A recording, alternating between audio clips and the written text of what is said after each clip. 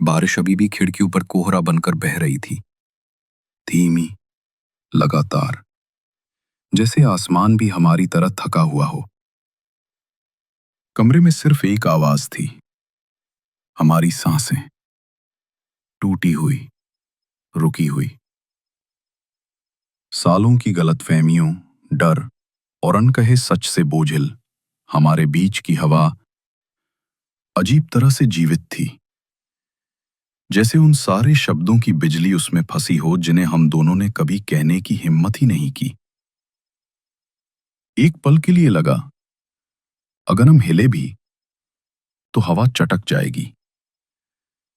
मैं उसके पास गया, धीरे, ऑलमोस्ट हेजिटेंट, जैसे अगर तेजी से बढ़ा तो वो गायब हो जाएगी।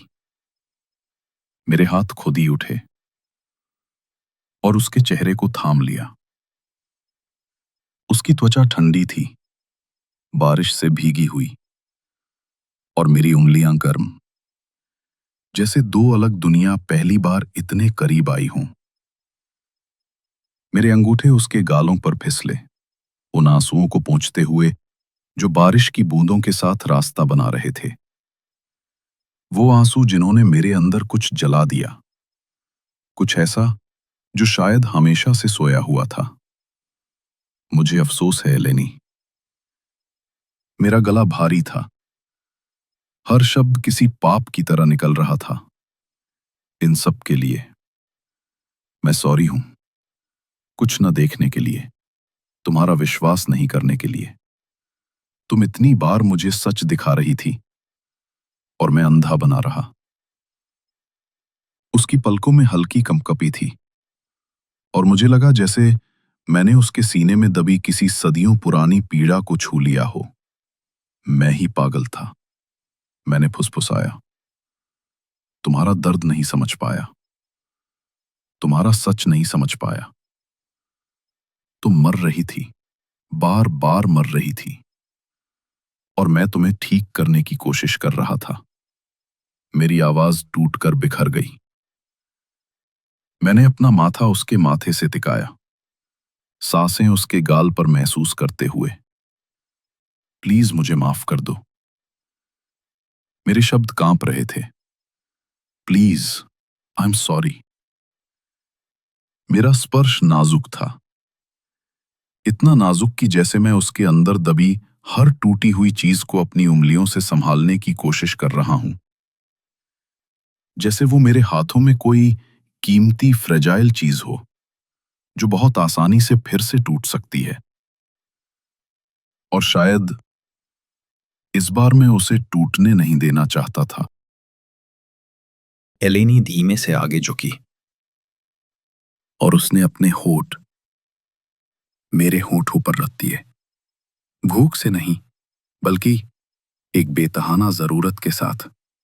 मैंने उसका स्वीकार किया और उसे उतनी ही गहराई से चूमता गया जितना वो मुझे चूम रही थी। नमक और बारिश का स्वाद हमारे बीच मिल गया। सालों की तलाश एक पल में समा गई। चुम्बन गहरा हो गया, भूखा, खोजता हुआ, जैसे खोए हुए समय, खोई हुई जिंदगियों की भरपाई करने की कोशिश कर रहा हो। ये माफी का चुम्बन था, समझ का, उस प्यार का जिसने खुद मौत को भी जिंदा रहने दिया था। मेरे हाथ उसके शरीर पर घूमते रहे। उसे पीठ दबाकर मैंने और मेरे करीब लिया और उसे लगातार चूमता रहा। उसके कमर से ऊपर उसकी छाती की वक्रता को थामते हुए, अंगूठे से निपल पर हल्की सी दबाव बनाते हुए। एलिना की सांस वहीं टूट गई। उसका शरीर खुद ही उसने मेरी ओर झुकाया। हमारे कपड़े एक एक कर गिरते गए। ठंडी हवा ने हम दोनों के त्वचा को छुआ, लेकिन एलिनी का स्पर्श और उसकी नजरें मुझे जलाती रहीं। उसकी आंखों में जो भूख थी, उसने मुझे पूरी तरह नग्न कर दिया। कपड़ों से नहीं, बल्कि रूह से। मैंने उसे बिस्तर की ओर ले गया, पर हमारे चुंबन को जारी रखा। उसे धीरे से बेड पर लिटा दिया और अपने भीतर लिया। मेरी सांस एक हाफ के साथ टूट गई। मेरी गर्मी, मेरी मोटाई उसे पूरी तरह भर रही थी। उसकी टांगें कसकर मेरी कमर के चारों ओर लिपट गईं। हर धक्का गहरा, धीमा और फिर भी इतना भारी था कि एलेनी के होठों से कराहें बिना रुके निकलती रहीं। मैं गुर्राए, मेरे होठ उसके गले पर दब गए और फिर मैंने उसे और गहराई तक भर दिया। उसकी उंगलियां मेरे पीठ पर घूमती रहीं। नाखून मेरी त्वचा में धंसते हुए लकीरें छोड़ रही थीं। हर थ्रस्ट के साथ उसके स्तन मेरी छाती से टकराते और मेरी सांसें टूट जातीं। उसकी निपल्स मेरी गर्म त्वचा से रगड़ खाकर और सख्त होती जा रही थीं। मैंने एक को मुंह में लिया, चूसते हुए हल्का सा काटा और उसकी धीमी चीख कमरे में गूंज गई। फिर वो पल आया। मेरे पूरे शरीर में विस्फोट सा हुआ और वो मेरे चारों ओर कस गई। मेरे अंदर की मांसपेशियां उसके हर हिस्से को जकड़ती रहीं। मेरी चीख उसकी गर्दन के खिलाफ दब गई। मेरी दुनिया फट गई और फिर उसी में घुल गई। उसका शरीर मेरे ऊपर कांपता रहा और मैं उसे अपनी पकड़ में कसकर थामे रहा था, जैसे मैं उसे कभी छोड़ना ही नहीं चाहता था। इसके बाद हम दोनों पसीने से भीगे, उलझे हुए पड़े रहे। मेरी छाती पर सिर रखकर एलेनी मेरी धड़कन सुन रही थी, भारी पर स्थिर। मेरी उंगलियां उसके मुलायम बालों में घूम रही थीं, धीमे धीमे, जैसे मेरे शरीर और आत्मा दोनों को शांत कर रही हों। मैंने आंखें बंद की और एक मुस्कान होठों पर आ गई। मैं जानता था, वो अब पूरी तरह मेरी थी। मैंने कभी नहीं सोचा था कि मैं फिर से तुम्हारे प्यार में गिरूंगी। उसने मेरे होठों के खिलाफ फुसफुसाया। उसकी आवाज भावना से कांप रही थी।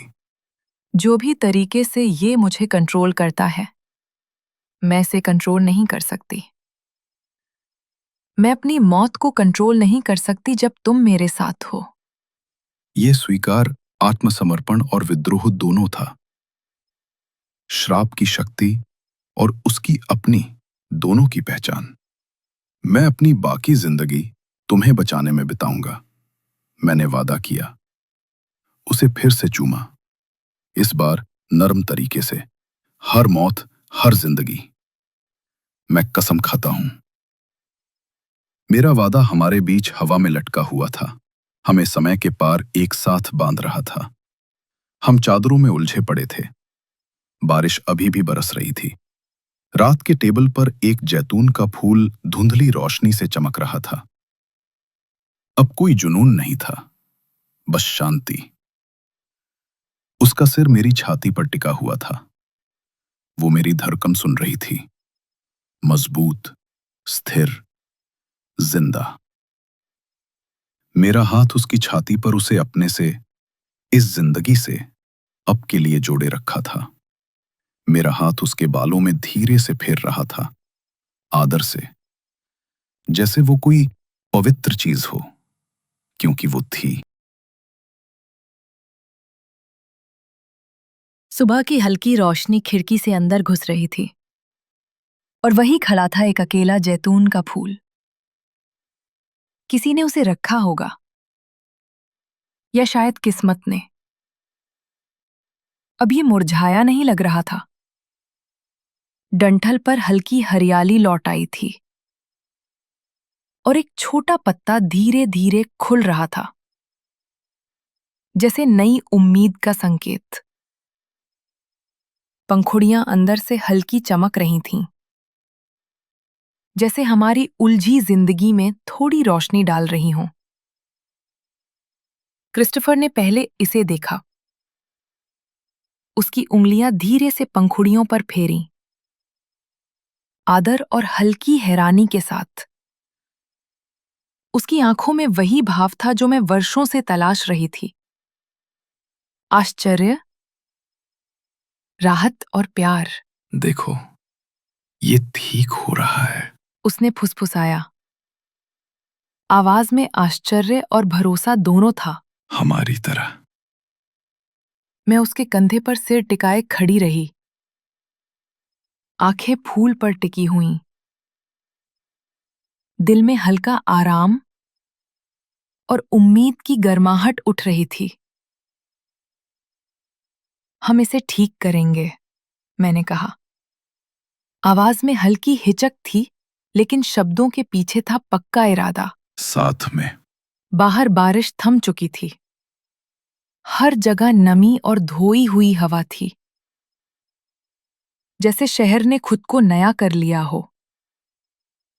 धूप की पहली किरणें बादलों को चीरती हुई खिड़की के अंदर आईं और फूल को सुनहरी रोशनी में नहलाया।